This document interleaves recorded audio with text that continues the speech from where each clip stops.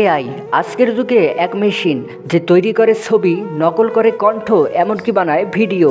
কিন্তু প্রশ্ন হলো, কেউ যদি নিজের অপরাধ ঢাকতে এআইকে দোষ দেয়, তখন আজকের ঘটনা এক টিকটক তারকা নওরিনকে ঘিরে, যার নামে ভাইরাল হয়েছে এক নগ্ন ভিডিও।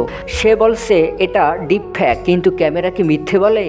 ঢাকার একজন জনপ্রিয় টিকটকার কন্টেন্ট ক্রিয়েটর, ট্রেন্ডি, সাহসী এক্সপ্রেশন আর শর্ট ভিডিওতে তার লক্ষাধিক ফলোয়ার। কিন্তু গত কয়েকদিন আগে হঠাৎ ছড়িয়ে পড়ে তার একটি অশ্লীল ভিডিও। চেহারা একদম নওরিনের মতো, চলাফেরা, ব্যাকগ্রাউন্ড সব একদম পরিচিত। লোকজন বলছে এইটা ওরই ভিডিও, সবসময় সাহসী ছিল, এইবার ধরা খাইছে।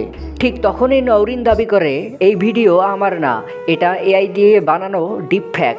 ভাই, বানালাম এআই দিয়ে অন্ধ মানুষ রাস্তা চিনতে পারে, ডাক্তাররা এআই ব্যবহার করে রোগ চিহ্নিত করে, এআই শেখায়, সাহায্য করে, রক্ষা করে, যদি ভালো কাজে লাগে। ভাই, আমি তো বলি এআই পাপ করে না, মানুষ করে, আর এআই এর ঘাড়ে চাপায়। তো ভিডিওটা যদি এখনও দেখতে বসে থাকো, তাহলে কানে কানে একটা কথা বলি, দ্য ইয়াসিন শো শুধু ভাইরাল গল্প বানায় না, আমরা এমন কেস বানাই যেগুলো দেখলে মনে হয় তুমি নিজেই বিচারপতি। সো লাইক দিও, কমেন্টে লিখো এআই দোষী না নওরিন, আর সাবস্ক্রাইব করে পাশে থাকো। আমাদের অনুসন্ধানে বের হয় ভিডিওর ব্যাকগ্রাউন্ড মিলছে নওরিনের আগের টিকটক ভিডিওর সেটআপের সঙ্গে। তার এক বন্ধু জানায় ও ভাইরাল হতে যা যা লাগে তাই করে। ভিডিওর টাইম মার্ক, আলো, এমনকি মোবাইল মডেল সবকিছুই বাস্তব। ভাইরাল হওয়ার লোভ মানুষকে এআই বানিয়ে দেয়। যে নিজের সম্মান নিজের হাতে ভাঙে, তার এআই দরকার হয় না। ডিপ ফ্যাক আর রিয়েল ফ্যাক দুটোর মাঝে পার্থক্য করতে শিখো। গুজব যখন গন্ধ ছড়ায়, বুঝে নাও সত্যি কাছেই আসছে।